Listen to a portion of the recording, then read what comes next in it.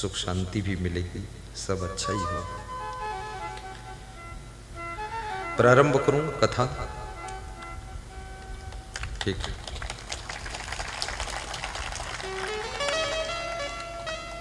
सदगुरु कबीर साहब का नाम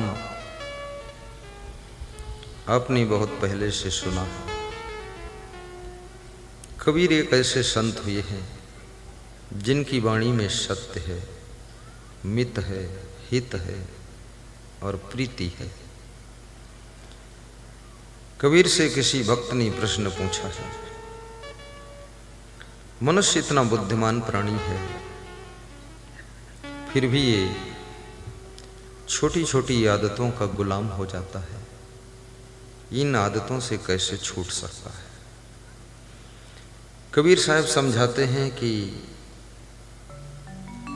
जब तक मनुष्य भजन नहीं करेगा, भक्ति नहीं करेगा, तब तक ये आदतों की जंजीरों में बंधा रहेगा। ना हरि भजसि ना आदत छूटी, शब्द ही समुझ सुधारत नाही, आंधर भये हियो की फूटी।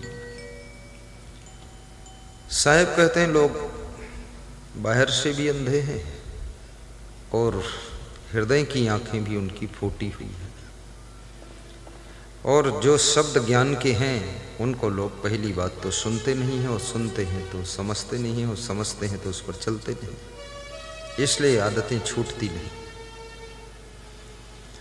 ज्ञान के शब्दों को सुनना ये बड़े सौभाग्य से ही संभव होता है।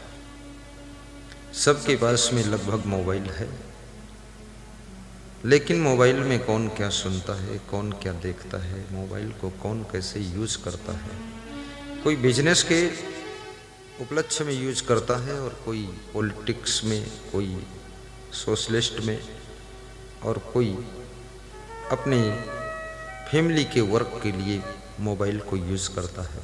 परंतु कोई इसमें फिल्म भी देखता है, कोई इसमें गुरुजी का प्रवचन देखता है। इस दुनिया में सब कुछ है, सकल पदार्थ हैं जगमाही, कर्महीन नर पावत नहीं। मोबाइल में तो सकल चीज है, पूरा संसार है छोटे से मोबाइल में। अब उसमें किसी को सौभाग्य से सत्संग में रुचि हो जाती है, वो सत्संग सुनता है। जिंदगी स्वतंत्र है, जैसे जीना चाहो वैसे जी सकते हो। न तुमको भाई रोक सकता है, न बाप रोक सकता है, न पत्नी रोक सकती है। रोकते तो हैं पर तुम रुकते नहीं हो। हर पत्नी अपने पति को रोकती है, दारू मत पीना, फिर शाम को पी कर आ जाता है। हर पत्नी रोकती है, झूठ न बोला करो, वो फिर झूठ बोल देता है। और जो झूठ बोलता है, झूठ बोलना स्वयं कोई पाप नहीं है, लेकिन झूठ पाप को छिपाने का काम करता है।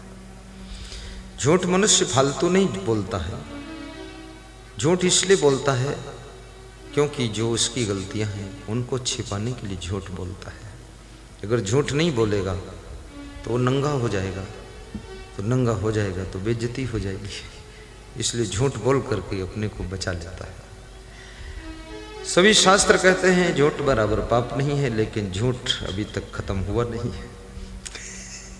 जब तक लोगों की बुराई खत्म नहीं होगी तब तक झूठ खत्म नहीं हो सकता। क्योंकि जैसे पिताजी ने पूछा कि हाँ तुमको 500 रुपये दिए थे, तुमने क्या किया?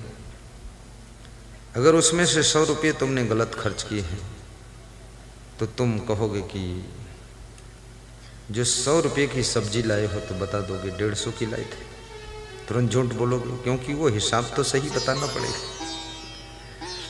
फिर बता दोगे कि 100 रुपये गिर गए हमारे, अब गिर गए का कौन इलाज? फिर बोल दोगे जेब काट लिया किसी ने, तो स्वयं चक्कू से काट दोगे, बता दोगे कोई काट लिया। ये झूठ बहुत बड़ी चीज है। मैं झूठ पर काफी विचार किया कि झूठ आदमी क्यों बोलता है। झूठ आदमी को बचाने का काम करता है, लेकिन जब सीमा से अधिक मनुष्य झूठ बोलने लग जाता है तो झूठ के कारण उसके ऊपर विश्वास खत्म हो जाता है।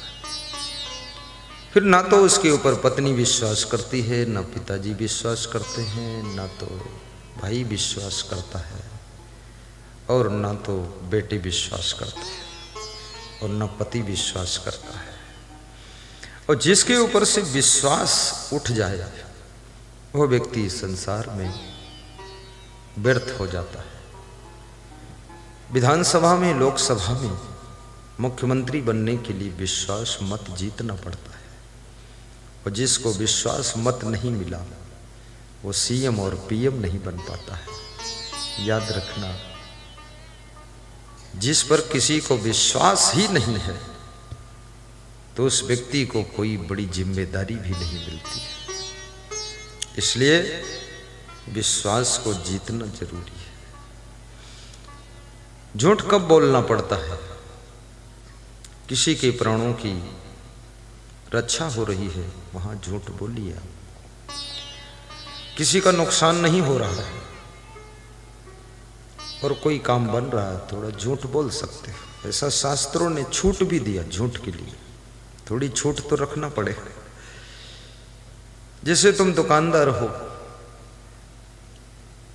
कोई सामान आप 800 रुपये में खरीद कर लाए हो।